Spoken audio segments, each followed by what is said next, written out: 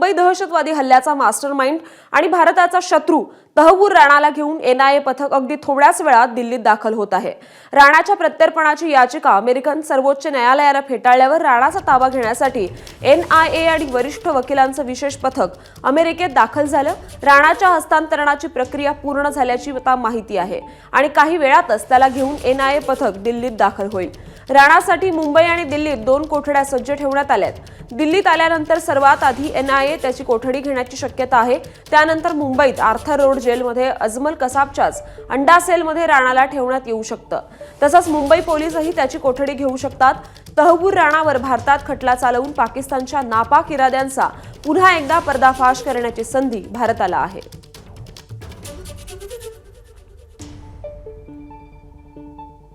तर कोण आहे तहव्वूर राणा आपण पाहूयात।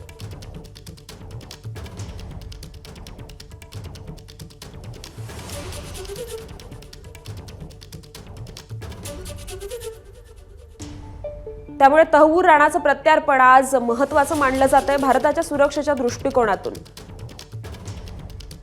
26/11 हल्ल्याचा मास्टरमाइंड तहव्वूर राणा याचं प्रत्यार्पण आज भारतात होतंय आणि अमेरिकन कोर्टानं तहव्वूर राणाची याचिका फेटाळल्यानंतर तहव्वूर राणाचं प्रत्यार्पण आज भारतात होतंय। तो अगदी थोड्याच वेळात दिल्लीत दाखल होईल।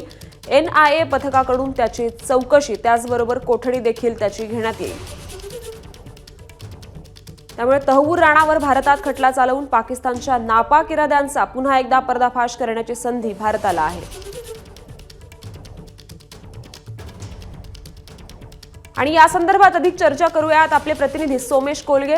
सोमेश, तहव्वूर राणाचं प्रत्यार्पण अतिशय महत्त्वाचं भारताच्या सुरक्षेच्या दृष्टिकोनातून अगदी थोड्याच वेळात आता तो भारतात दाखल होईल।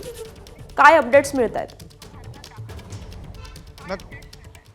नक्कीच तहव्वूर राणाला घेऊन भारताचं एक विशेष विमान अमेरिकेहून निघालेलं आहे आणि कालच याबाबतचं उड्डाण म्हणजे विशेष विमानाने अमेरिकेतून भरलेले असं समजतंय। त्यामुळे आज दुपारपर्यंत तहव्वूर राणा हा भारतामध्ये पोहोचलेला असेल, भारतीय तपास यंत्रणांच्या ताब्यात असेल आणि असंख्य निष्पाप भारतीयांचा, मुंबईकरांच्या हत्येचा पापी असलेला तहव्वूर राणा, दहशतवादी तहव्वूर राणा, वॉन्टेड तहव्वूर राणा, जो इतक्या वर्षांपासून भारतीय तपास यंत्रणांना हवा होता आणि विशेष म्हणजे भारतावर झालेल्या हल्ल्यांमागे ISIचा जो कट आहे किंबहुना पाकिस्तानचा हात, या सगळ्याच्या माध्यमातून जे पुरावे लागणार होते त्या पुराव्यांच्या दृष्टीने तहव्वूर राणाचा ताबा भारताला मिळणं अति महत्त्वाचं आहे। आणि तहव्वूर राणा हा पूर्वी पाकिस्तानी सैन्यात होता, त्यामुळे पाकिस्तानी सैन्यात त्यांनी काम केलेलं आहे। त्यामुळे शक्यता आहे की तो ISIचा एजंट होता आणि त्यानेच मुंबईच्या हल्ल्यामध्ये महत्त्वाची भूमिका बजावली असा निकालही भारतीय न्यायव्यवस्थेने दिलेला आहे।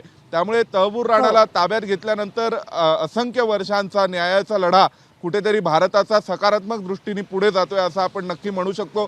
आज दुपारपर्यंत भारताचं विशेष विमान आणि ज्या मल्टी एजन्सी टीम अमेरिकेमध्ये गेल्या होत्या, कायदे तज्ज्ञांची टीम होती, परराष्ट्र मंत्रालयाची टीम होती, त्यांनी सर्व प्रकारच्या औपचारिकता पूर्ण करून तहव्वूर राणाला भारतात आणण्यासाठी प्रवास सुरू केलेला आहे। आज दुपारपर्यंत तहव्वूर राणा हा भारतात पोहोचलेला असेल। दिल्लीत आणल्यानंतर त्याला एनआयएच्या मुख्यालयात नेलं जाईल आणि आज एनआयए त्याची अतिरिक्त कोठडी तपासासाठी सुद्धा घेऊ शकतं अशी माहिती आपल्याला मिळते। हो, खरे सोमेश, या संदर्भातले अपडेट्स जाणूनच घेत राहू। तुर्तास धन्यवाद आपण दिलेल्या या सविस्तर माहितीसाठी। एबीपी माझा, उघडा डोळे बघा नीट।